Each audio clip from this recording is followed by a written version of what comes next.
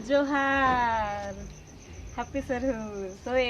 अक्सर सभी के घरों में सरहुल के टाइम में इस तरह से डुम्बू बनाया जाता है विलेज एरिया में। तो मैंने भी विलेज एरिया के टाइप से गांव में किस तरह से बनाया जाता है उस तरह से डुम्बू बनाया है।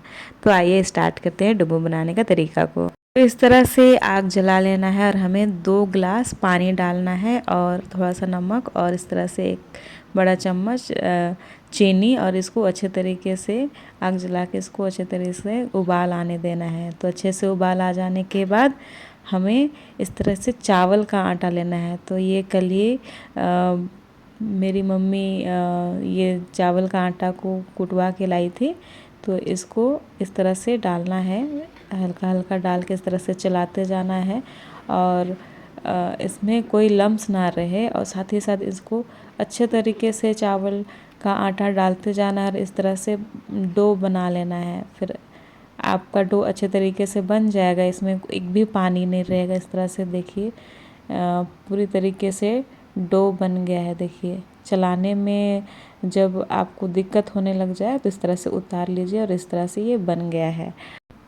तो ये चावल अच्छे तरीके से पक गया है। अब हमें इसे एक बर्तन में निकाल लेना है। तो मेरी मम्मी सब चीज़ों में मदद कर रही है, क्योंकि ये सभी चीज़ें जो डुम्बू हुआ या पीठा या ये सभी मिठाई जो होते हैं वो अक्सर मम्मी, नानी, दादी, चाचा, चाची यही लोग बनाते हैं।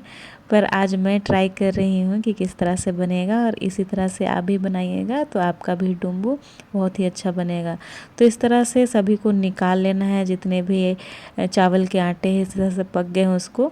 अब ये जो डिक्ची है उसको ऐसे ही नहीं छोड़ना है, इसी में हल्का सा पानी डालना है। और मैंने बांस का लकड़ी को थोड़ा सा ऊपर से डाल दिया है। लाइट भी कट गई है पर आपको थोड़ा बहुत दिखेगा, लाइट कटने के लिए सॉरी। तो इस तरह से लकड़ी और ऊपर में पत्ता को डाल देना है। तो इस तरह से डालने के बाद हमें फिर से चढ़ा देना है और आग जला देना है अच्छे से, और ढक्कन को भी ढक देना है। तो मैंने बाद में ढका था, तो अच्छे से आप ढक के इस तरह से इसको फिर से बॉईल होने दीजिए।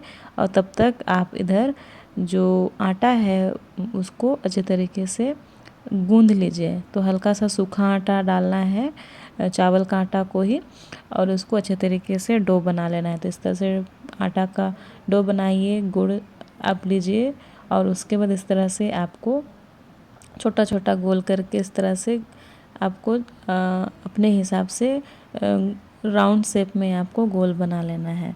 तो इसमें आप गुड़ डालना ना भूलें।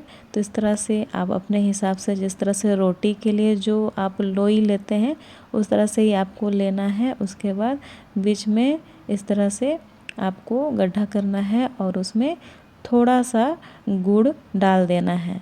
तो इस तरह से थोड़ा सा ही डालिएगा, एकदम ज़्यादा डालिएगा तो वो फट जाएगा और बाहर निकल जाएगा। तो इस तरह से डालने के बाद अच्छे तरीके से बंद करके फिर से गोल करके इस तरह से सभी को अच्छे तरीके से बना लेना है, इस तरह से गोल गोल करके। तो आप अपने अकॉर्डिंग जितना भी आप साइज रखना चाहते हैं उतना अकॉर्डिंग आप बना सकते हैं। तो इतना डुम्बू हम लोग जब आप बनाओगे और आपको प्रॉब्लम होगा बनाने में कि क्वांटिटी मुझे कितना लेना है, किस तरह से प्रोसेस, तो मैं डिस्क्रिप्शन बॉक्स में आपको दी हुई हूँ, तो आप चेक कर लीजिएगा।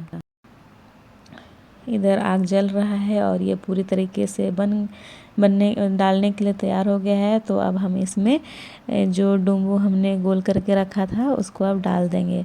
तो देखिए इधर भाप निकल रहा है डिक्ची में, और ये भी मेरा जो डुम्बू बनने का जो प्रक्रिया है वो बन गया है। तो इस तरह से ये सभी गोले को हम डाल देंगे इस डिक्ची में। तो ऐसे ही अब स्टीम में ही हमें इसको अच्छे तरीके से पकाना है।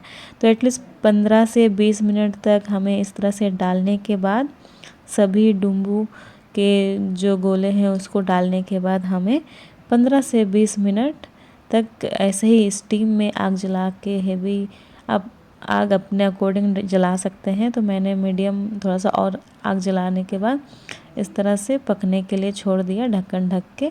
और 15-20 मिनट के बाद आप चेक कीजिए तो आपका डुम्बू पक जाएगा। तो देखिए बीच बीच में आप देखते रहिएगा कि कहीं पानी कम ना हो जाए। तो स्टीम में ही ये पूरे तरीके से पक जाता है। तो 15 से 18 मिनट लगा था। उसके बाद इस तरह से पक जाएगा तो इसको गर्मा गर्म ही आप सर्व कीजिए। तो सर्व करने के लिए डोंबू तैयार है। तो मैंने इस तरह से ट्रेडिशनल स्टाइल में पत्ता में ही बांटा है सभी को। तो मेरे मम्मी पापा और भाई बहन को भी मैंने इस तरह से डोंबू को बांटा। और ये खाने में मम्मी बोली कि पास हो गई, कि मतलब हाँ कि तुम मतलब पहली बार बनाई और अच्छा बनाया है। तो इस तरह से आप भी डोंबू बनाइए। और हैप्पी सरहुल सभी को। और वीडियो पसंद आया तो लाइक एंड सब्सक्राइब कीजिए।